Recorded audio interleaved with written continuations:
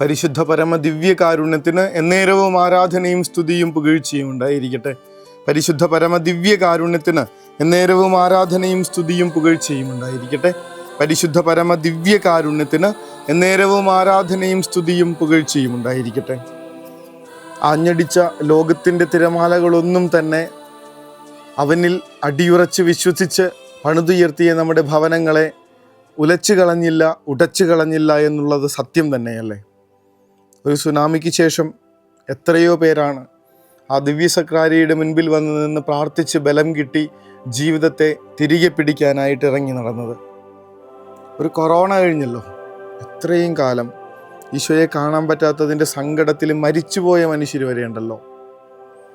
എന്നിട്ട് ആ കൊറോണ കഴിയുമ്പോൾ അത്രയും നാൾ ശൂന്യമായി ഇനി എല്ലാ കാലത്തേക്കുമായി അടഞ്ഞു കിടക്കുമെന്ന് കരുതിയ പള്ളികളിലേക്കിപ്പോൾ എത്രയോ മനുഷ്യരാണ്. ദൈവത്തിങ്കലേക്ക് അവനെ കാണാനുള്ള കൊതിയോടുകൂടെ ശരിക്കും വരുന്നവരുടെ എണ്ണം ഇപ്പോൾ എത്രയോ കൂടിയിട്ടുണ്ട്. കൊറോണ ശരിക്കും മനുഷ്യരുടെ വിശ്വാസം ഉലയ്ക്കുകയല്ല, ശരിക്കും ഒന്ന് തെളിച്ച് കൂടുതൽ അടുപ്പിക്കുകയാണ് ചെയ്തതെന്ന് തന്നെ പറയണം. കർത്താവെ, അങ്ങിൽ പണിതുയർത്തിയ ഭവനമൊന്നും വീണു പോകുന്നില്ലെന്നുള്ളതാണല്ലോ ഇന്നത്തെ വചനം ഞങ്ങളെ ഓർമ്മപ്പെടുത്തുന്നത്. വചനം പറയുന്നുണ്ട്, എൻ്റെ ഈ വചനങ്ങൾ ശ്രവിക്കുകയും അവ അനുസരിക്കുകയും ചെയ്യുന്നവൻ പാറമേൽ ഭവനം പണിത വിവേകമതിയായ മനുഷ്യന് തുല്യനായിരിക്കും. മഴ പെയ്തു, വെള്ളപ്പൊക്കമുണ്ടായി, കാറ്റൂതി, അത് ഭവനത്തിന്മേൽ ആഞ്ഞടിച്ചുവെങ്കിലും അത് വീണില്ല. എന്തുകൊണ്ടെന്നാൽ അത് പാറമേൽ സ്ഥാപിതമായിരുന്നു. ഈ കർത്താവ് പറയുന്ന വചനങ്ങളിൽ വിശ്വസിക്കുക എന്നുള്ളത് വളരെ ബേസിക് ആയിട്ടുള്ളൊരു ക്രിസ്ത്യാനിയുടെ കാര്യമാണ്. ഒന്നാമത്തെ സുവിശേഷത്തിലെ തുടക്കം എങ്ങനെയാണ്? കർത്താവേ കർത്താവേ എന്ന് എന്നോട് വിളിച്ചപേക്ഷിക്കുന്നവനല്ല, എൻ്റെ സ്വർഗസ്ഥനായ പിതാവിൻ്റെ ഇഷ്ടം നിറവേറ്റുന്നവനാണ് സ്വർഗരാജ്യത്തിൽ പ്രവേശിക്കുക. മറ്റൊരിടത്ത് കർത്താവ് നമ്മളെ ഓർമ്മപ്പെടുത്തും, അവിടുന്ന് അയച്ചവനിൽ വിശ്വസിക്കുക എന്നുള്ളതാണ് സ്വർഗസ്ഥനായ പിതാവിൻ്റെ ഇഷ്ടം, നിത്യജീവൻ. അവിടുന്ന് അയച്ചവനെ വിശ്വസിക്കുക. അത് കർത്താവിൻ്റെ വാക്ക് കേട്ട് ഭവനം പണിയുന്ന മനുഷ്യൻ്റെ ജീവിതത്തിൽ ഒരിക്കലും ഉലച്ചിലുകൾ സംഭവിക്കുന്നില്ല എന്ന് കർത്താവ് പറയുമ്പോൾ അത് പിതാവിൻ്റെ ഇഷ്ടം കൂടിയാണെന്ന് ഓർമ്മപ്പെടുത്തുന്നുണ്ട്.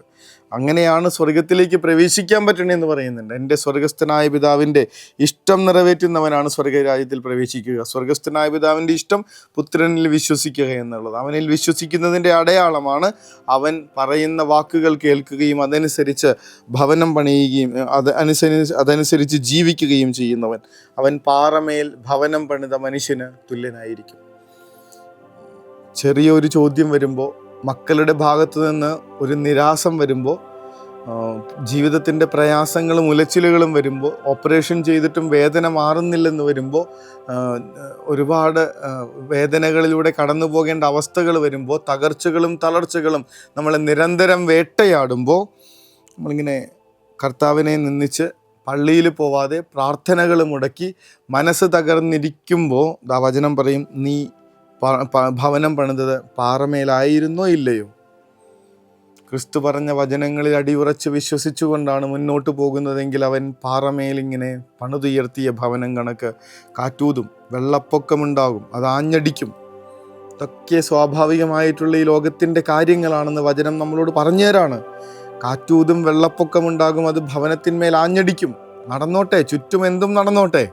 വചനം പറയണത് പോലെ നിൻ്റെ പാർശ്വങ്ങളിൽ 1000 മരിച്ചു വീണേക്കാം, നിൻ്റെ വലതുവശത്ത് 10,000, എന്നാൽ നിനക്ക് ഒരനർത്ഥവും സംഭവിക്കുകയില്ല. ഇസ്രായേലിൻ്റെ പരിശുദ്ധൻ മയങ്ങുകയില്ല, അവൻ ഉറങ്ങുകയില്ല. മറ്റൊരിടത്ത് വചനം പറയണ കാര്യമാണ്.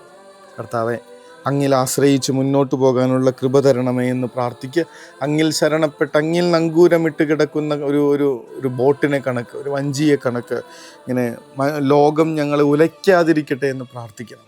കർത്താവിൻ്റെ ആ ശക്തിയിൽ ഇങ്ങനെ ആശ്രയിച്ചുകൊണ്ട് ജീവിതത്തിനെ കരുത്തോടുകൂടെ മുന്നോട്ട് നയിക്കാനായിട്ടുള്ള കൃപയ്ക്ക് വേണ്ടി ആത്മാർത്ഥമായി പ്രാർത്ഥിച്ചുകൊണ്ട് ഈശോയെ, അങ്ങിൽ അടിയുറച്ച ജീവിതം ജീവിക്കാൻ, പാറമേൽ പണിത ഭവനം കണക്കെ കാറ്റും കോളും ഞങ്ങളെ ഉലയ്ക്കാതിരിക്കത്തക്ക വിധത്തിൽ ഞങ്ങളുടെ ജീവിതം കരുത്തുള്ളതായി തീരാൻ അങ്ങയുടെ ആശീർവാദം തരണമേ എന്ന പ്രാർത്ഥനയോടുകൂടെ മുട്ടിന്മേലായിരിക്കാം.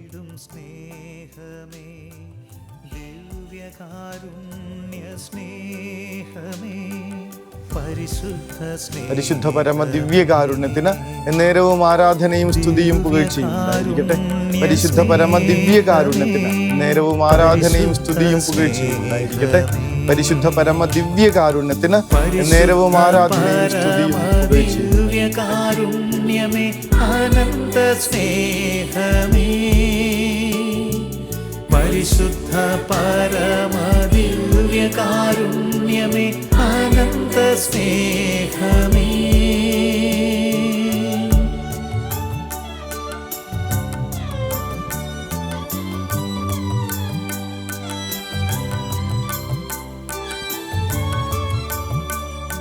പരിശുദ്ധ പരമ ദിവ്യകാരുണ്യത്തിന് എന്നേരവും ആരാധനയും സ്തുതിയും പുകഴ്ചയും ഉണ്ടായിരിക്കട്ടെ.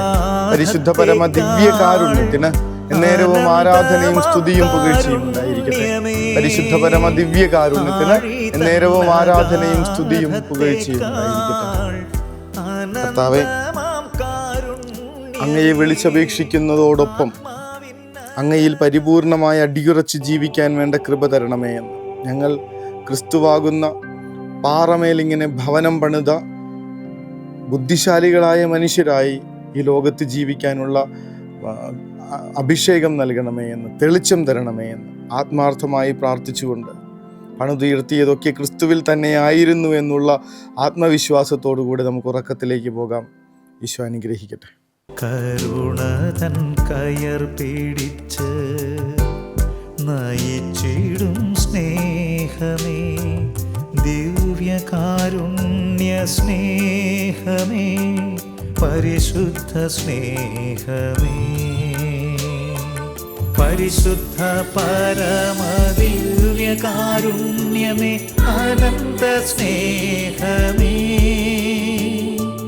പരിശുദ്ധ പരമ ദിവ്യകാരുണ്യമേ